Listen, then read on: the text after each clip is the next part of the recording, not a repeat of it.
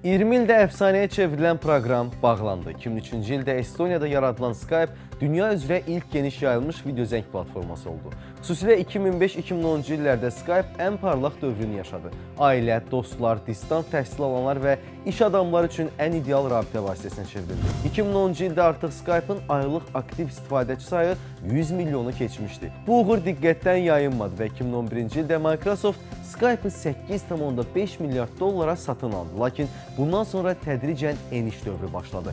Yeni rəqiblər WhatsApp, FaceTime, Zoom və Google Meet daha sürətli və mobil uyumlu olduqları üçün bazarda üstünlük qazandılar. Skype isə xüsusən mobil tətbiqlərdə performans problemləri və yavaş yenilənmələrlə geridə qaldı. 2020-ci ildə pandemiya zamanı Zoom sürətlə yüksələndə Skype bu fürsəti dəyərləndirə bilmədi. Bu dövrdə Microsoft Teams daha çox diqqət çəkməyə başladı və Microsoft Skype-ı arxa plana keçirdi. İstifadəçilərinin sayı azaldı, dəstək resursları məhdudlaşdırıldı və nəhayət qərar verildi. 5 may 2025-ci il tarixindən etibarən Skype rəsmən bağlandı. Beləcə bir dövr başa çatdı. 20 ildən artıq müddətdə milyonlarla insanın ilk video zəngi, ilk uzaq məsafəli söhbəti Skype ilə olmuşdu. Texnologiya dəyişdi, amma Skype bir əfsanə kimi həmişə yaddaşlarda qalacaq.